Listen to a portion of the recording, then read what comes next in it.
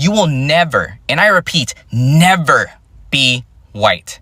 You will never be accepted as one of them, and you certainly are not exempt from the racism that is this racist-ass regime. What do you mean y'all thought we were immigrants? Y'all thought black people, black Americans, African Americans, blacks, us, were immigrants. The hardest lessons, clearly, it's going to take me a long time to learn and figure out is that other people just don't know what I know. I can't even have a conversation with anybody who's talking about we about to be deported. You know what I'm saying? Black people have been through everything imaginable in this country, and they can't do nothing more to us than they already done. Birthright citizenship is going away, and people want black Americans to put the capes on and care about them, and we don't give a shit. Because every time we need another group, including people from the African diaspora, what do? You find ways to shit on our freaking legends like the Buffalo Soldiers, Harriet Tubman, so many others. You find a way to come over and undermine us.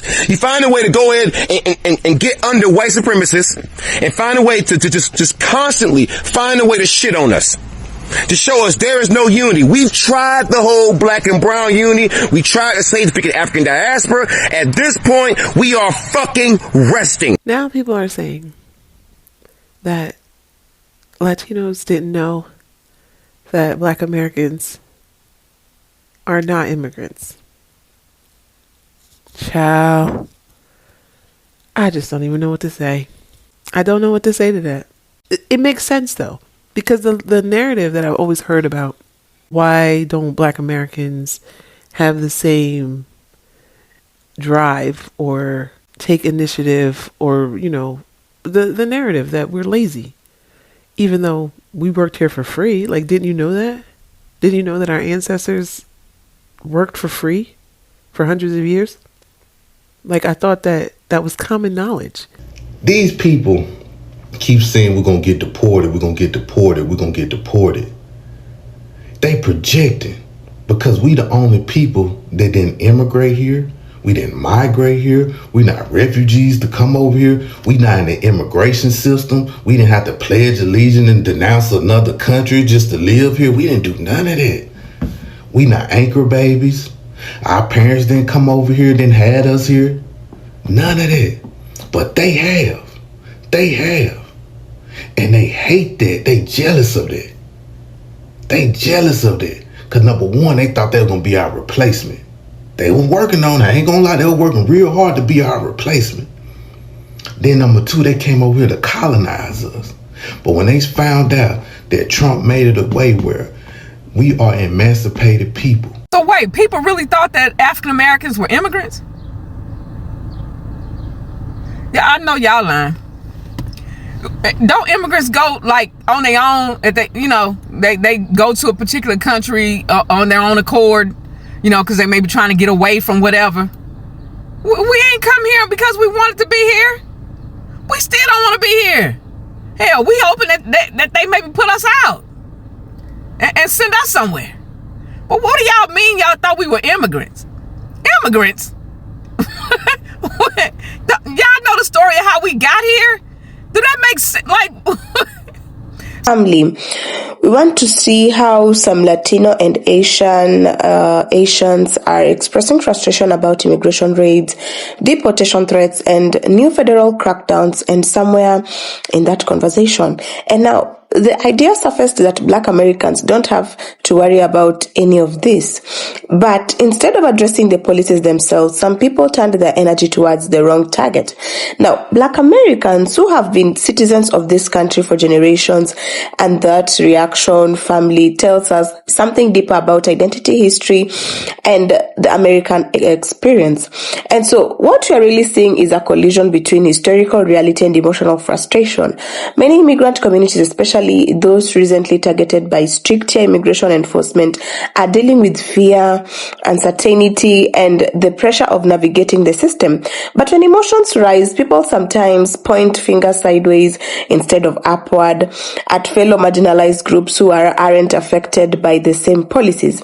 And in this case, family, some of that misplaced frustration spilled into comments saying, or even asking why Black Americans can't be deported, as if being citizens without centuries-long presence in the US is some sort of unfamiliar privilege.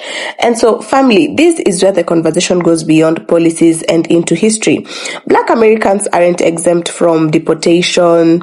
They are citizens. Their ancestors built this country under the harshest conditions imaginable, endured generations of systemic oppression, and fought for civil rights that expanded freedoms for everyone, including immigrants. And now, citizenship wasn't handed to Black Americans effortlessly. It was fought for through centuries of resistance, sacrifices, and even resilience. And that's the part social media often forgets. And at the same time, it's important to understand where some of this frustration comes from. Immigrant communities in America often face their own battles: language barriers, documentation issues, economic pressures, racial profiling, and the stress of surviving in a system that wasn't designed with them in mind. And when immigration enforcement intensifies, the fear is real, and the desire to find someone to blame can grow quickly. But blaming Black Americans, a group with an entirely different historical relationship to the US, only exposes a misunderstanding of how citizenship works and how deeply rooted Black presence is in this country. And what's even more revealing is the way these online debates expose tension between minority groups who are all navigating America from different angles. And instead of acknowledging shared struggles, discrimination, underrepresentation, economic inequality, some voices online have amplified division. But division only benefits the system that rely on marginalized communities staying unaligned and even uninformed. And family, if there's one thing history has shown us, it's that oppressed groups gain nothing by turning against each other. And the real issues, policy, inequality, political exploitation, sit far above these comment section arguments. And let's be clear, there is no scenario in which Black Americans can't be deported. They are foundational to the United States, culturally, politically, historically. And acknowledging that truth shouldn't spark resentment, it should spark understanding.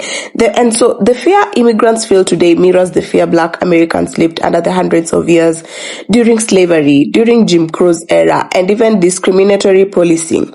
And it's different in form, but connected in emotion. And that's the conversation that could unite instead of divide. And family, at the end of the day, these online arguments are a reminder of how misinformation spreads, how frustrations get misdirected, and how history gets erased in seconds on social media.